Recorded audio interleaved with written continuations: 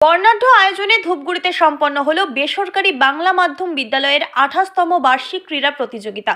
খেলাধুলা ও সাংস্কৃতিক অনুষ্ঠানের মেলবন্ধনে ধূপগুড়ি পৌর ফুটবল ময়দানে অনুষ্ঠিত হয়ে গেল ধূপগুড়ির একটি বেসরকারি বাংলা মাধ্যম বিদ্যালয়ে শ্রী শ্রী নিত্য কমলানন্দ সারদা শিশু মন্দিরের 28তম শীতকালীন বার্ষিক ক্রীড়া প্রতিযোগিতা। রবিবার সকালে এক বর্ণাঢ্য মশাল মিছিল এবং আন্তর্জাতিক মানের খেলোয়াড়দের উপস্থিতিতে এই প্রতিযোগিতার সূচনা হয়। এদিন ক্রীড়া প্রতিযোগিতা শুরুর আগে বন্দে মাতরম গানের 150 বছর উপলক্ষে বঙ্কিমচন্দ্র ও বন্দে মাতরম গানের প্রতি শ্রদ্ধা জানানো হয়। এদিন অনুষ্ঠানের সূচনা ছিল চোখে পড়ার মতো। বৈরাতিগুড়ি উচ্চ বিদ্যালয় থেকে 50 জন দৌড়বীরের একটি বিশাল মশাল মিছিল ধূপগুড়ির রাজপথ পরিক্রমা করে।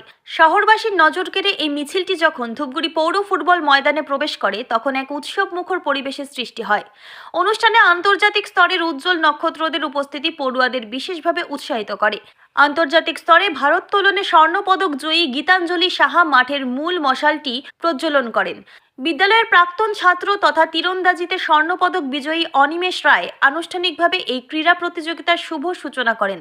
এছাড়া উপস্থিত ছিলেন ডক্টর অমিত কুমার দে, নগেন্দ্রনাথ মোদক, রাজেশ কুমার সিং, মুনমুন বোস, স্বপন মণ্ডল এবং ডক্টর কৃষ্ণদেব। বিদ্যালয়ের অরুণ থেকে অষ্টম শ্রেণী পর্যন্ত ছাত্রছাত্রীরা এই প্রতিযোগিতায় অংশগ্রহণ করে। দৌড়, দীর্ঘ লম্ফন সহ বিভিন্ন অ্যাথলেটিক্স ইভেন্টের পাশাপাশি বিদ্যালয়ের ক্ষুদে পড়ুয়ারা অত্যন্ত নিপুণতার সাথে নৃত্য এবং যোগাসন প্রদর্শন করে উপস্থিত দর্শকদের মুগ্ধ করে। প্রতিযোগিতা শেষে বিভিন্ন ইভেন্টে সফল ছাত্রছাত্রীদের হাতে ট্রফি ও মেডেল তুলে দেন উপস্থিত অতিথিবৃন্দ।